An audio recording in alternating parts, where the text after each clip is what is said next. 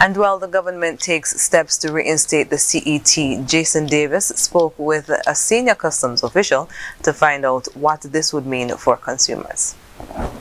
The government has outlined plans to reinstate the common external tariff later this year, and according to Comptroller of Customs Kennedy De Silva, this would have specific impacts on consumers and their choices in the supermarkets. Mr. De Silva first explained that the point of the CET was to give CARICOM-based products a fighting chance versus international brands. As members of CARICOM, we would have entered an arrangement where we agreed to have some protections from local industries as against extra-regional persons. So, for example, our local manufacturers, if we ship goods to another CARICOM country, we expect those goods to enter their market duty-free, hence keeping the prices down, as opposed to something coming extra-regional out to the US or whatever, where it is expected that they would have a higher rate of duties and taxes to pay.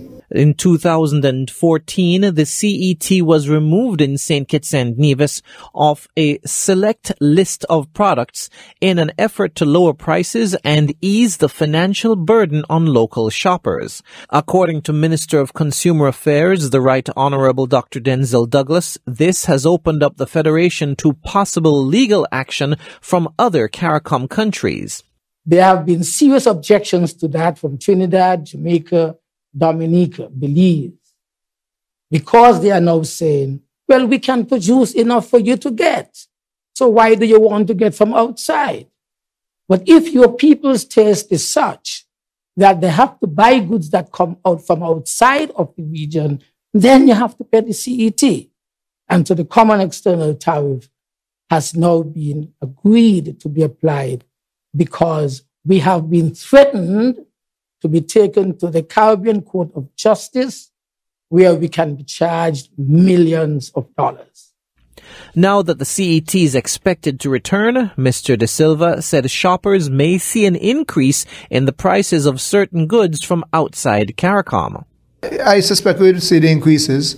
The percentage I can't say, but because taxes is just one part of the cost of goods. There's the procurement and the freight and the insurance and all of that impacts the price of goods.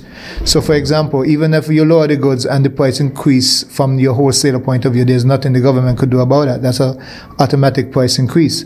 And that is one of the measures you see that the government would have done, where they're looking at having a cap on how we tabulate the freight costs to keep that price at anchor level.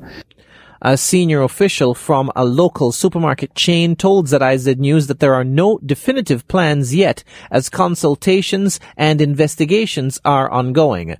Meanwhile, Mr. De Silva suggested that one option for supermarkets would be to import more goods from within CARICOM, giving shoppers the choice of staying with brands from outside the region that they've become accustomed to, or switching to CARICOM-produced goods, which may be more affordable. Make an informed choice. You have options. You would have instances where there are two products on the shelf, and based on your pocket, you make a business decision whether or not you need to go and you'll buy the cheaper one that is from the CARICOM, or you're going to buy the one that maybe you are comfortable with. The CET is not expected to be implemented for a few more months, but in the meantime, the government will be launching a public awareness initiative to inform the public about what steps will be taken going forward. Jason Davis for ZIZ News.